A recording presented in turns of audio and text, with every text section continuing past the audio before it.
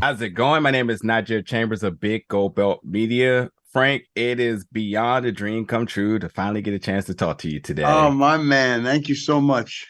Absolutely. Hey, listen, before we talk about your new film, I just want to say, outside of you and Bruce Willis, I don't know who has provided more films through this very difficult and challenging time of the pandemic.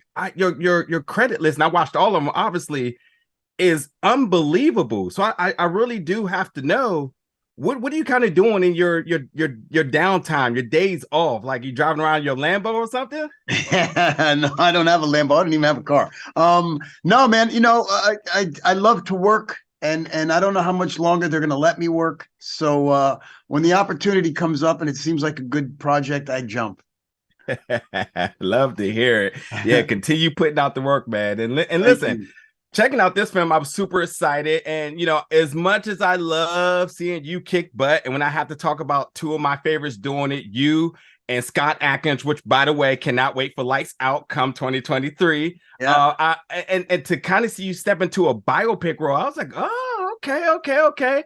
I was wondering for you, somebody who, again, when I talk about the two best, you and Scott, when it comes down to stunt and fight choreography, stepping into a role like this, what were sort of your emotions and thoughts when Bobby presented this project to you? That's a great question. And when they had called and asked me about it, and Bobby's great. I've known Bobby, and I think it's for me. I need to kind of step out of those. It's fun doing those action movies, but I'm an actor, and I'm like, I got to challenge myself once in a while. Otherwise, you get a little bit complacent. And I only had 10 days to go to Italy and kind of prepare an accent and learn about this guy a bit. So it was really a challenge, and I was at a point in my life where I needed a challenge. Yeah, yeah. Yeah. And I want to give you a credit too, because yeah, as much as I do love your action films, you threw in a horror film during the pandemic as well too. So like I know the range, I see the range. So seeing this, I was overly excited because I knew you was going to bring something special to it.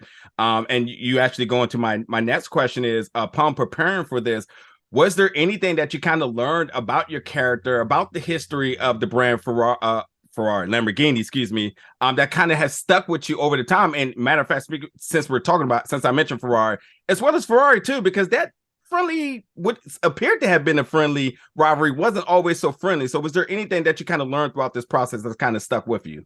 Yeah, it's a great question. What I learned about Lamborghini was it was Ferrari who kind of set a fire inside of this guy by telling him to kind of go away and dismissing him when he approached him to kind of partner up. And it made Lamborghini go make his own car, and now we have Lamborghini. And it's interesting because there's another great automobile icon, Carroll Shelby, who also had a problem with Ferrari, and because of Ferrari, Carroll Shelby created the Shelby. So Lamborghini, what I was really impressed by is how driven he was because of Ferrari.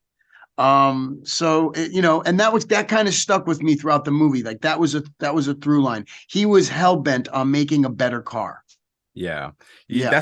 that's a very interesting take there, because as successful as Ford versus Ferrari was, the film, that was sort of my thought coming into this, is that this genre and your performance along with your cast members, I said, oh, this is starting to feel that type of movie. This is feeling like a big movie. So knowing with that success of that movie, did that actually kind of add a pep in your step to really bring it into this film? Because I think a lot of eyes are going to be drawn to this. I mean, I hope so. And it's a smaller movie. I mean, the Ford versus Ferrari is a much bigger film as far as dollars and cents. Yeah, But I feel like what we did with the story here and the way it was shot, and again with Bobby and our cast, and it looks like a bigger film. And it, and, it, absolutely. and the story of Lamborghini is an epic story.